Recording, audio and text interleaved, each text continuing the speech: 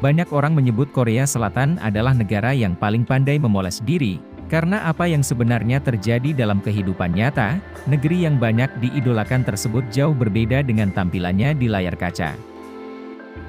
Mungkin, tak ada negara yang berhasil memoles diri dengan sebegitu menarik selain Korea Selatan. Negara ini berhasil menjadi begitu kuat citranya, dan dipercaya begitu sempurna oleh banyak orang.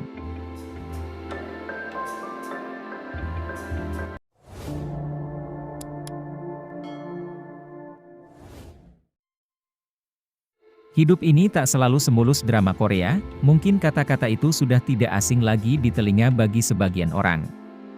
Gemerlap dan kehidupan penuh romantis yang disuguhkan dalam drama yang disuguhkan Korea Selatan harus diakui sukses membuat penggemar memimpikan hal serupa di dunia nyata.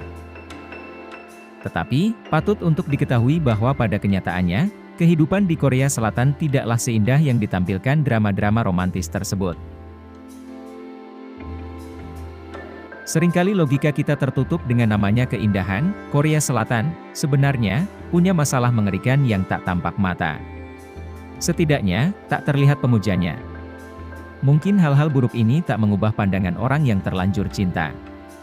Namun, hal ini bisa jadi pengingat, bahwa yang tampak berkilauan itu belum tentu indah.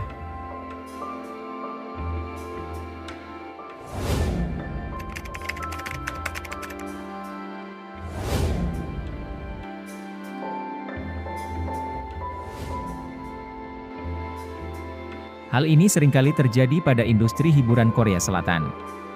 Dilaporkan, baik para artis maupun orang di balik layar produksi drama di Korea seringkali lembur untuk mengejar target penyelesaian produksi drama.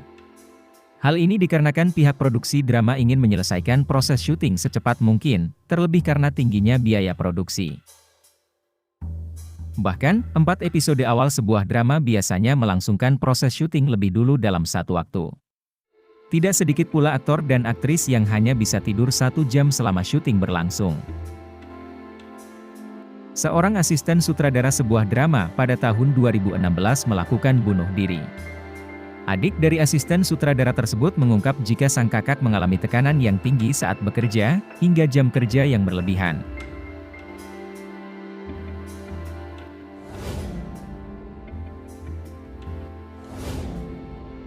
Korea Selatan mengalami krisis populasi akibat kebanyakan dari masyarakat memilih untuk tinggal sendiri dibandingkan berkeluarga.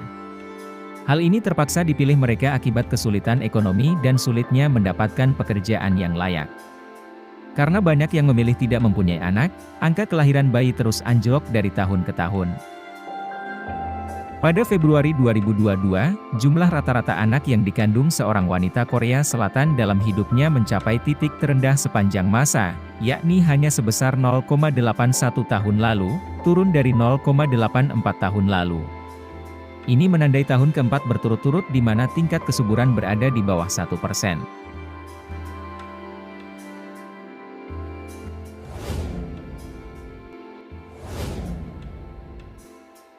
Sebenarnya ada beberapa drama Korea Selatan yang menunjukkan sisi kelam kehidupan masyarakat di sana yang suka merendahkan dan melecehkan orang lain.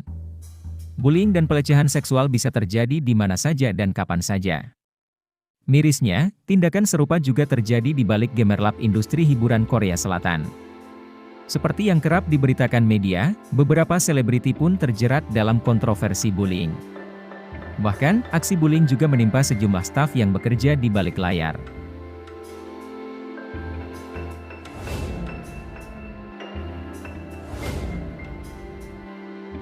Di Korea Selatan, ada budaya merasa bersalah jika beristirahat. Sebagai akibat dari budaya kompetitif dan tekanan sosial yang tinggi, bahkan budaya ini berlanjut hingga ke universitas dan dunia profesional. Saking kompetitifnya, istirahat pun kamu merasa bersalah. Tidak ada waktu rebahan, minum kopi sambil ngelamunin mantan, ngebuang waktu sedikit saja sudah jelas pasti merasa dihantui rasa bersalah. Selain merasa terbebani dengan tekanan kompetitif yang tinggi, masyarakat Korea Selatan juga sangat terobsesi pada sekolah yang bagus dan bergengsi. Bahkan obsesi ini sudah dikenalkan kepada anak-anak mereka sejak sekolah dasar, SD. Hal yang lumrah jika ditemui anak-anak SD di sana mengikuti kursus tambahan setelah pulang sekolah hingga larut malam, bahkan sampai pukul 10 malam. Saking terobsesinya, kritikus mengatakan bahwa beberapa dari mereka melakukan hal-hal yang tidak masuk akal, seperti memalsukan karya ilmiah, dikarenakan universitas ternama menuntut mereka memiliki prestasi akademik dan keterampilan yang sempurna.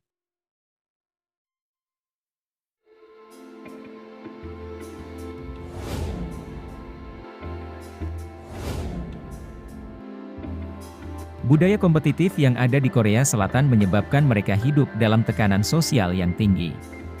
Orang yang tidak tahan dengan kehidupan seperti ini tentu saja akan depresi.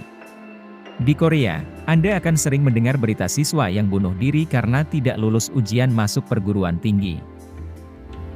Korea Selatan memiliki tingkat bunuh diri tertinggi di antara negara-negara yang menjadi anggota Organization for Economic Cooperation and Development, OECD. Dalam laporan yang disampaikan Kementerian Kesehatan dan Kesejahteraan Korea Selatan, angka kematian bunuh diri Korea, atau jumlah bunuh diri per 100.000 orang, adalah 24,7 pada 2018. Angka tersebut 2 kali lipat lebih tinggi dibanding rata-rata tingkat bunuh diri negara OECD, yakni di level 11.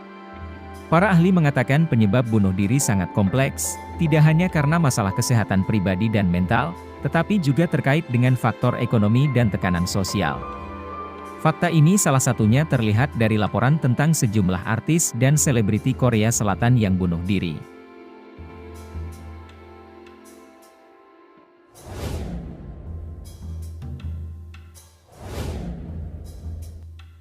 Molka adalah kasus kejahatan yang kerap terjadi tapi sulit untuk dibasmi.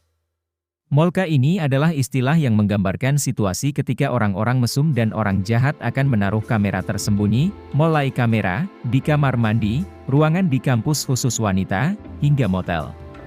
Kamera ini dipasang secara terselubung di benda-benda yang memang umum untuk berada di tempat tersebut.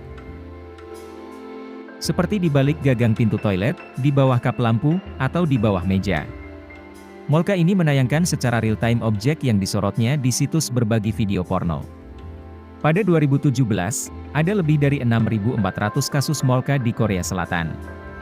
Data ini menunjukkan bahwa negara tersebut cenderung gak aman bagi perempuan. Sisi gelap Korea Selatan yang satu ini kerap diangkat ke drama-drama dan film Korea.